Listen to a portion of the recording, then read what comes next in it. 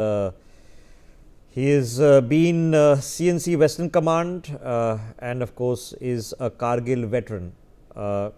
General Singh, always good to have you, sir.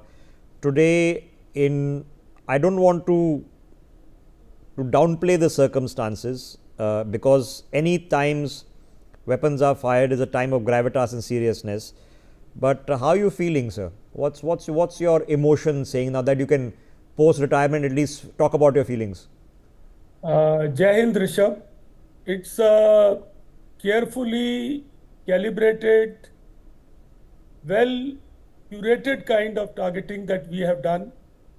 We are also giving an opportunity to our adversary, Pakistan, to do face saving without having to retaliate. We have chosen non-military targets. We have confined ourselves to terrorist hubs, and we have in our statement said that it is non-escalatory in its character and content. So I would feel that our diplomats would have briefed various countries which have an access to Pakistani leadership, like in Gulf countries, like in USA, USSR, and even maybe China, not about the targeting, but about our intent that we could do something like this. But our aim is not to escalate it out of control. So this message would have been conveyed. Now, when I look at the targeting, it's a very carefully curated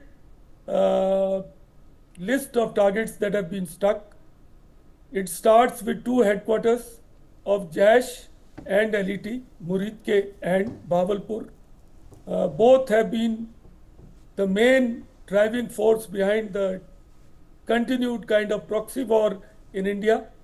And then others like Muzaffarabad, Kotli and all, Gulpur and all, they are all satellite kind of transitory facilities. Okay. I'm sure our people have confirmed the presence of terrorists. The numbers which are being given, 90 or so, and some visuals indicate, while I know that male leadership may not have been caught in this, because they always put their frontline poor mujahideen, whom they call as mujahideens, as cannon fodder. They put them out in the harm's way, and they themselves retired to luxury visas, villas and all, which are fortified, which would be, maybe some of them, like we know Hafiz Saeed is in a Pakistani open kind of a prison or something. So he's well protected. He's in an army camp, sir, and spends a lot of time in the army hospitals. We know that, yes. He is in a safe house. And similarly, Masood Azhar would be also in a safe house. But Rishabh, I would like to caution our countrymen. Today we are having a practice also. Please do it seriously, because one thing I am quite I feel is likely to happen is, but I hope I am proved wrong. Pakistan will retaliate. It's in their nature. For face saving, for their own constituency, they will do something. Now, what they do is important, because in that is couched the message. Where do they want to go from here? Do they want to further escalate? Sir, if they retaliate to major Indian cities and towns, then I don't think we are open to any further conversation. We are at war then. Our idle projects on Indus Water Treaty, yeah, because that is in dispute. Pakistan can at least build a narrative that India has suspended that treaty and this is harming their agriculture. I'm sure we have taken measures. We have our air defense. We are not going to allow them that. Yes. But they would like to, if I was looking at it from a Pakistani planner, on my wish list would be Kishan Ganga, Salal and Bagliyar, idle project. So they're going And to they are try, all- but the question again then is: so if that's the, ladies and gentlemen, it's called the escalation ladders. If they hit Indian targets, which are infrastructural targets, these are not terror camps.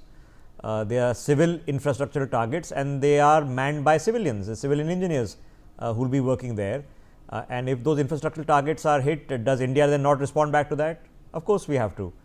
have to. We would be looking at Marala, Tarbela, Mangla, and we will be looking at Baloke Yes. headwork. And that's the escalation ladder. So the That is that Pakistanis. place. So how we convince each other that we are not escalating? Because see, in India, there are no terror camps. Okay. Yeah, I mean, So- exactly.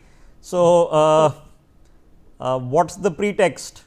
Unless they claim the Pakistanis, I am open to listening to all sorts of nonsense because I've heard it for too many years.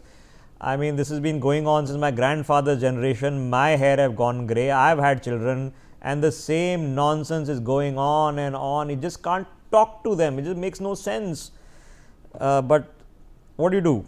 Okay, but there's another problem, and to be general, stay with me. I just want to register this for our viewers because I'm all up for philosophy, and philosophy is important